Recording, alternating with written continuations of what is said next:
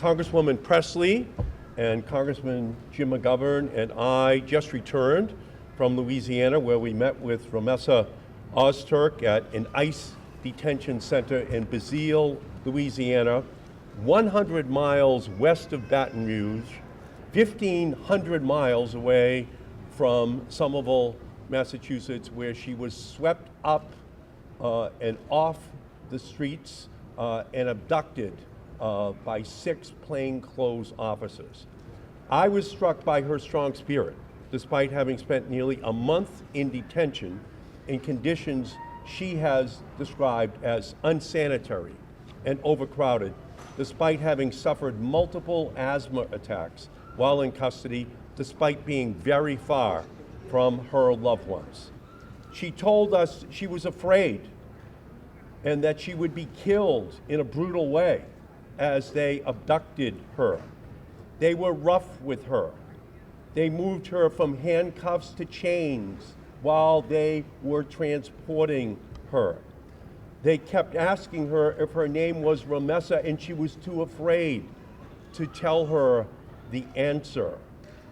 She would not even eat the food which was offered because she was afraid that that food would be poisoned. That was how afraid Rümeysa was. Rümeysa's case is part of a disturbing trend by the Trump administration. Quickly move them out of state to bypass judicial oversight and then ship them thousands of miles away to a cell in Louisiana. This is not acceptable in our nation.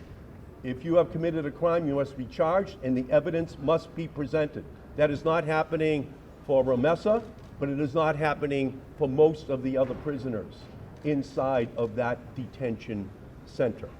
Trump is arresting people, including Rümeysa, because he refuses to recognize their constitutionally protected rights. The First Amendment right of free speech is not expendable. The Fifth Amendment protection of due process is not expendable. These are indispensable rights that all Americans enjoy, and we are celebrating this week the 250th anniversary of people in Boston rising up to enshrine these rights in the United States Constitution. And without a robust right to speak freely, without fear of retribution or reprisal, our most basic freedoms are jeopardized. And that is why we are calling on the Department of Homeland Security to immediately release Rümeysa Öztürk, drop any proceedings against her, launch an investigation into the abuses at this detention center in Basile, Louisiana. And we urge our Republican colleagues to finally stand up to Donald Trump and his compromise of the Constitution of the United States. And I urge every American to understand the Constitution is only as strong as we are willing to fight to defend it. That is what we are standing for here today, the constitutional rights that are being compromised in our country. What we saw and heard was harrowing. It was heartbreaking. And it is enraging. They are being denied proper medical care. They are being deprived of sleep. They are not being fed nutritious meals. Rümeysa herself shared a story of having to wait 3 days, despite repeated requests, simply for toilet paper. And you can't even get an extra blanket at night when you are cold. The cruelty is the point. Some of the stories she shared with us were stories of women being ripped away from their babies. Women with breast cancer who can't get the care that they need. Pregnant women denied prenatal care. When I asked her if anyone she knew had experienced sexual abuse or assault, she told me she did not have the consent to share. What Rümeysa and Mahmoud are experiencing isn't an anomaly. There are hundreds of students just like them who've had their visas revoked, and there are millions of people being held in similar conditions in facilities across this country. And here is what Americans need to understand.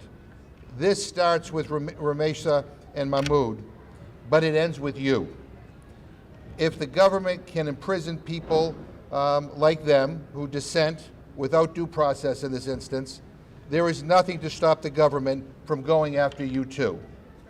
And that is unconstitutional, that is un-American, it is dangerous, and it is wrong. This is how people are treated in China, North Korea, Russia, and El Salvador. It's not how people are supposed to be treated in the United States of America. If this were happening in another country, our State Department would condemn it and call for their release. But it's happening here. And let's be honest about this. Mahmoud and Rümeysa are political prisoners. I was not just there as a member of Congress. I was not just there as a member of the Oversight Committee. I was not just there because I'm Rümeysa's congresswoman. I was there because I'm a human being who gives a damn about other human beings. This is unconscionable and unlawful. And I don't care what Secretary Rubio, Donald Trump, or any of them have to say, because they are rogue and reckless and unlawful. They don't know anything about the Constitution. They spend their days poking holes in it, and they're on their way to completely shredding it. I never in my lifetime have I experienced, this is a hostile White House in the midst of an active, hostile government takeover. They have contempt for every person that calls this country home, and no respect for the rule of law, and certainly not for the Constitution. They are godless and lawless. These are not compelling stories. These are people's lives. They have been disappeared from society, ripped away from their families. They have no idea. Listen, I talked about how grueling physically and emotionally this was, and we're sleep deprived. Look, I've been sleep deprived on a campaign, but I knew when it was going to end. I knew when it was going to end. These people are, but this is torture. They are being sleep deprived. They are being denied the basic essentials. Their humanity completely erased. And every person of conscience, this is not about Democrat or Republican. Right now, this is about right and wrong, good and evil.